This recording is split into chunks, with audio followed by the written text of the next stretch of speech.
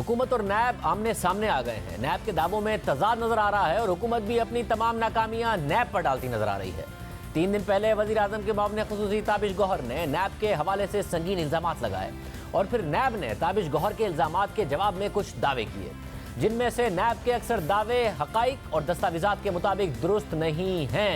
इन दावों का जायजा लेते हैं और अपनी तहकीक भी आपके सामने रखते हैं और उस पर नैब का मौक़िफ़ भी आपके सामने रखते हैं। मगर पहले आपको सुनवाते हैं कि ताबिश गौहर ने कराची में सनतकारों से खिताब करते हुए कतर से LNG डील और सीपेक के मंसूबों के हवाले से नैब के बारे में क्या कहा था। ये तासुब गलत है कि ये हम सारे काम जो है नैब के जरिए कराते हैं। अगर ये ऐसा होता तो कतर के साथ जो अभी हालिया में LNG ट्रांजैक्शन हुआ है 10.2% पे, उस पे नैब का नोटिस ना आता। अगर ये ऐसा होता जो सीपेक के प्रोजेक्ट्स हैं जो कि एक बहुत ही हाई लेवल के ऊपर स्ट्रेटेजिक बुनियाद के ऊपर तय पाए गए, उन पे नैब के नोटिस 6-7 साल प्रोजेक्ट कंप्लीट होने के बाद ना आ रहे होते, वगैरह वगैरह। ताबिश गौहर के इस बयान पर रद्दअमल देते हुए नैब ने अपनी प्रेस रिलीज में लिखा था कि नैब कतर के साथ हालिया मुआहदे और सीपेक मंसूबों के बारे में नोटिस लेने के बेबुनियाद बयान की सख्ती से तरदीद करता है और ये वजाहत करता है कि नैब मईशत दोस्त इदारा है जो जीरो करप्शन और 100% तरक्की पर यकीन रखता है। नैब ने कतर से LNG मुआहदे का नोटिस लेने की तरदीद की, मगर हमारे पास नैब का एक खत मौजूद है जो नैब ने 20 अप्रैल 2021 को सेक्रेटरी पेट्रोलियम को लिखा है और इस खत के मुताबिक नैब कतर से LNG इंपोर्ट करने के मामले में करप्शन और करप्ट प्रैक्टिसेस के इल्जामात की तहकीकात कर रहा है। इसलिए कतर के साथ हालिया LNG के मुआहदे की मुसद्दिका कॉपी फराहम की जाए ताकि तहकीकात बरवक्त और मंतकी अंजाम तक पहुंचाई जाएं। हमने ये खत नैब के तर्जुमान को भेजा और उन्हें इस खत की तस्दीक के लिए कहा तो उन्होंने इस खत की तस्दीक कर दी और फिर लिखा कि LNG टर्मिनल के हवाले से तहकीकात जारी हैं और सिर्फ कतर के साथ नई LNG डील के हवाले से मालूमात मांगी गई थी। हालांकि नैब ने अपनी प्रेस रिलीज में वाज़े अल्फाज में लिखा था कि नैब कतर के साथ हालिया मुआहदे के बारे में नोटिस लेने के बेबुनियाद बयान की सख्ती से तरदीद करता है और अब नैब ने खुद तस्दीक कर दी है कि उन्होंने ये खत लिखा और तफसीलात मांगी और खत में तहकीकात का कहा था। इसके अलावा हमने नैब के तर्जुमान से पूछा कि क्या नैब ने एंग्रो के LNG टर्मिनल की इजाफी कैपेसिटी के हवाले से खतूत लिखे हैं। फिर हमने उन्हें नैब के 2 खतूत भेजे जो नैब ने वजारत पेट्रोलियम और सुई सदर्न गैस कंपनी को लिखे थे। नैब ने पहले 4 मार्च को सेक्रेटरी पेट्रोलियम को खत लिखा जिसके मुताबिक नैब LNG टर्मिनल के मामले की तहकीकात कर रहा है। नैब रावलपिंडी साबिक वजीर पेट्रोलियम शाहिद खकान अब्बासी और दीगर के खिलाफ ज़िमनी रेफरेंस दायर कर चुका है और केस इस्लामाबाद की एहतसाब अदालत में ज़ेर समाअत है। मुलजिम शाहिद खकान अब्बासी ने अपनी जमानत की दरख्वास्त इस्लामाबाद हाई कोर्ट में दायर की और दौरान समाअत chief justice Islamabad high court ने नैब को हिदायत की कि वो वजारत पेट्रोलियम से एंग्रो के टर्मिनल की तौसी के मामले की तस्दीक करे। इसलिए ये बताएं कि क्या वजारत पेट्रोलियम ने LNG टर्मिनल 1 में तौसी के मुआहदे पर रजामंदी जाहिर कर दी है और एंग्रो से मुआहदे के हवाले से हुकूमत का नुक्ता नज़र बताएं। फिर 12 मार्च को नैब ने सुई सदर्न गैस कंपनी के MD को खत लिखा और इस खत में वजारत पेट्रोलियम को लिखे गए खत का हवाला दिया और लिखा कि नैब के उठाए गए सवालात का जवाब दें। जब ये खतूत हमने नैब को भेजे तो इस पर तर्जुमान नैब ने लिखा कि हमने सुई सदर्न गैस कंपनी को टर्मिनल की इजाफी सलाहियत इस्तेमाल करने से नहीं रोका और ना ही टर्मिनल की इजाफी कैपेसिटी के हवाले से खत लिखा।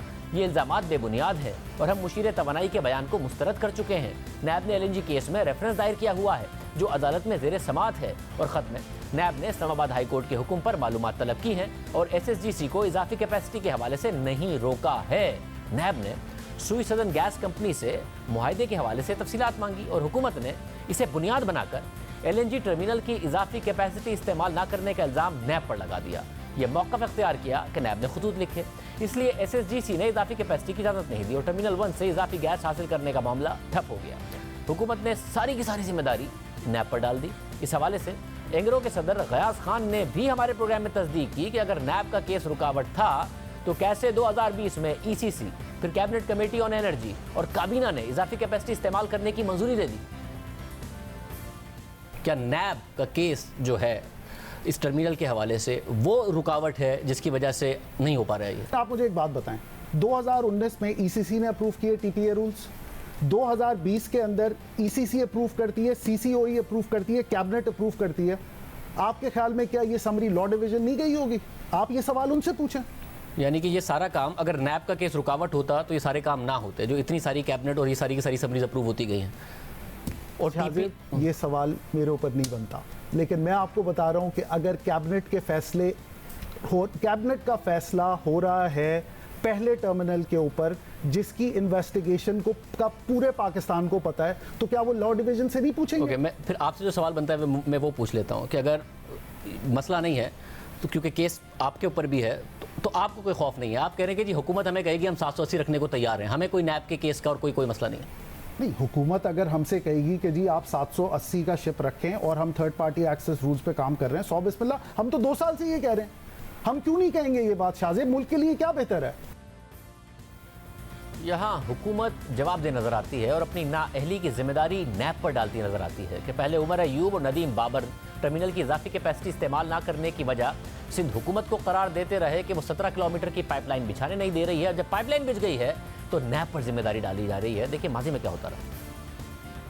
हम तो ये कह रहे हैं कि पाइपलाइन तो हम लेके खरीद के तैयार बैठे हुए हैं, अगर वो हमें वो रास्ता दे दें तो हम एक नई पाइपलाइन लगा के यही 2 टर्मिनल जो लगे हुए हैं इनको 1200 की बजाय 1350 पे चला सकते हैं। 17 किलोमीटर है वो हमें जल्द से जल्द बनाना पड़ेगा, बशर्ते कि गवर्नमेंट ऑफ सिंध हमें right of way they they. CNG shutdown जो यहाँ पे हो रही हैं या इंडस्ट्री को, ये बिलखसूस जो वजह है वो ये है कि हुकूमत सिंध, पीपल्स पार्टी की हुकूमत सिंध ने सुई सदर्न गैस पाइपलाइन को रास्ता राइट ऑफ वे जो है वो काफ़ी अरसे से नहीं दिया। फिर सिंध हुकूमत ने इजाज़त दे दी और पाइपलाइन बना ली गई तो कहा गया कि अब इजाफी कैपेसिटी इस्तेमाल करेंगे।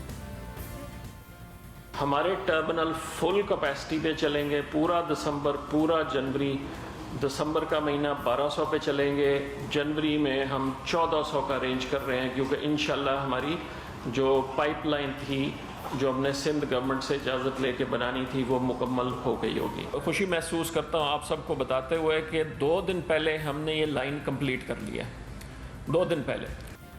और फिर देर करने की वजह से जब सप्लायर नहीं आए और हम आवाम के सामने स्कैंडल ले आए तो कहा गया कि 14 कार्गो तो लाने ही नहीं थे, हम तो 12 कार्गो ला सकते थे।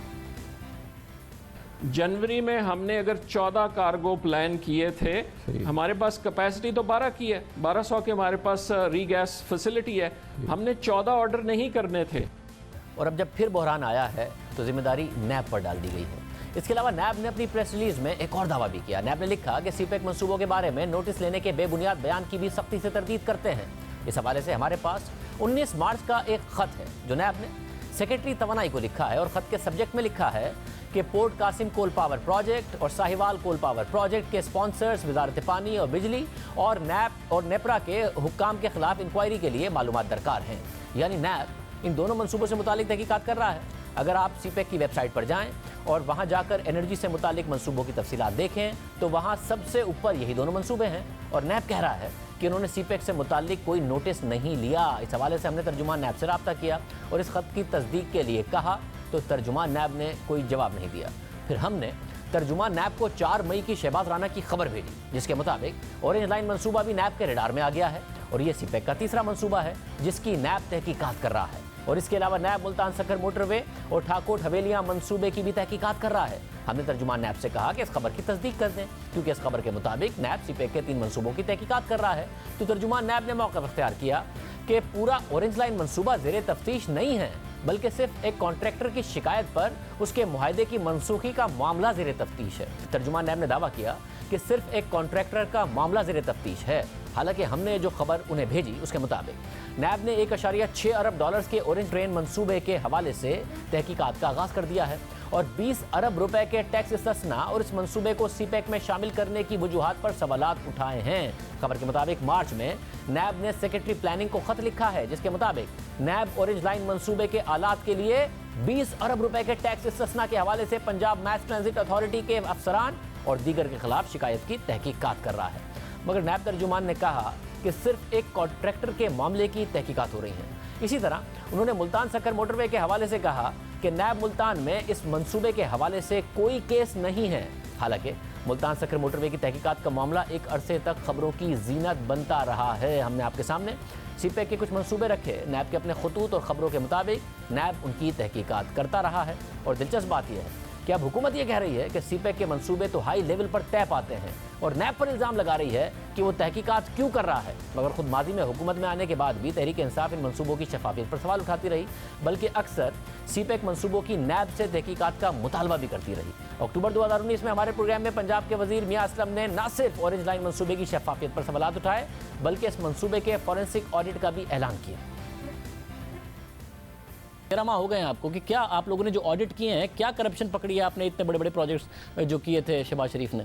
मैं कुछ बात किसी हद तक कर देता हूँ ताकि मामला जो है ना, अभी क्योंकि सी पैक के मामले में ये सी पैक का हिस्सा है, ये भी आपके और मेरे जहन में होना चाहिए कि ये ट्रेन का जो प्रोजेक्ट है ये सी पैक का हिस्सा है। माजरत के साथ आपने मार्च में जियो के प्रोग्राम में कहा कि सी पैक ये इतने बड़े बड़े प्रोजेक्ट किक बैक के लिए बनाते थे, तो ऑरेंज लाइन जब आप किक बैक का कह रहे थे तो आपके जहन में तो होगा ना कि ये ऑरेंज लाइन ही किक है और जिसके किक बैक की आप बात करें शहबाज शरीफ के लिए सी पैक का हिस्सा है।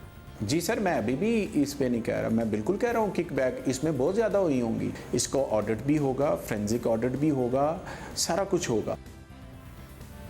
फिर आज तक हुकूमत कुछ सामने नहीं लाई है। इसी तरह दस्तावेजात के मुताबिक नैब सीपैक से जुड़े 2 पावर प्रोजेक्ट्स की भी तहकीकात कर रहा है। जब तहरीक इंसाफ हुकूमत में आई तो उस वक्त तहरीक इंसाफ ने ही नून लीग के दौर में बनने वाले पावर प्रोजेक्ट्स के फॉरेंसिक ऑडिट का ऐलान किया, नैब से तहकीकात की बात की।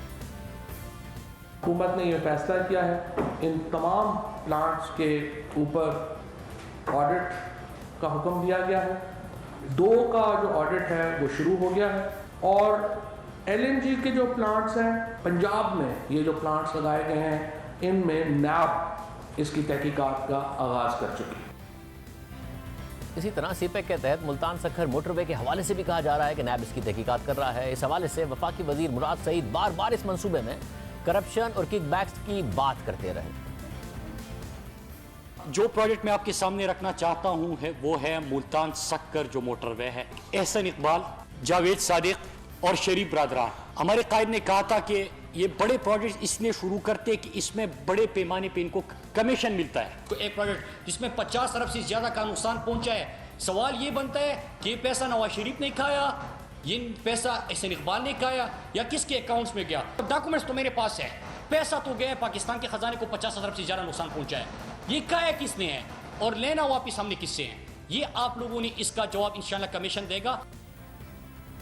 मुराद सईद ने डॉक्यूमेंट्स वजीर आजम के डेट कमीशन को भेजे। डेट कमीशन ने आज तक कुछ नहीं बताया और नैब कह रहा है कि वो तो मुल्तान सक्कर मोटरवे पर तहकीकात नहीं कर रहा। हुकूमत खुद इन मंसूबों की शफाफियत पर सवालात उठाती रही, तहकीकात का मुतालबा करती रही और फिर इन्हीं इल्ज़ामात की बुनियाद पर अमरीका ने भी सवालात उठाए। अमरीका की साबिक अंडर सेक्रेटरी एलिस वेल्स ने सीपैक में शफाफियत ना होने और करप्शन होने का इल्ज़ाम लगाया। खासतौर पर सक्खर मुल्तान मोटरवे और बिजली के मंसूबे महंगे होने पर उन्होंने इल्ज़ाम लगाया। मुल्तान सक्खर मोटरवे के बिडिंग के अमल को कंट्रोल किया गया। शफाफियत न होने की वजह से पिछली हुकूमत पर इस प्रोजेक्ट के हवाले से करप्शन के इल्जामात लगे। हमारे इल्म में है कि पाकिस्तान का कौमी एहतसाब ब्यूरो सीपैक के हवाले से मुताबिक प्रोजेक्ट्स की तहकीकात कर रहा है। अब नई पाकिस्तान हुकूमत खुद तो करप्शन के खात्मे का दावा करती है, मगर हालिया कायम की गई सीपैक अथॉरिटी को करप्शन की तहकीकात से इस्तिस्ना दे दिया गया है। फिर असद उमर ने इन इल्जामात का जवाब दिया और सीपैक के खिलाफ साजिश का जिक्र किया। देखिए, इसमें तो कोई शक नहीं कि सीपैक के खिलाफ बाकायदा एक कैंपेन चलाई गई, इसमें तो कोई शक नहीं है। और वो कैंपेन जो है वो पाकिस्तान के अंदर भी चली, वो पाकिस्तान के बाहर भी चली। ये जो आपको नज़र आ रहा है इस वक्त चाइना और अमेरिका के जो आपस में ताल्लुकात, जो तनाव ज़रा बढ़ रहा है, कशीदगी बढ़ रही है, तो उसका आप समझ लें कि ये कोलैटरल डैमेज हमें नज़र आता है, उसी से जुड़ा हुआ नज़र आता है। अब एक दफ़ा फिर हुकूमत कह रही है कि नैब सीपैक के मंसूबे जो हाई लेवल स्ट्रेटेजिक बुनियाद पर तय पाते हैं उनकी नोटिस क्यों ले रहा है, उनकी तहकीकात क्यों कर रहा है। हालांकि सारे इल्ज़ामात खुद हुकूमत के लगाए हुए हैं।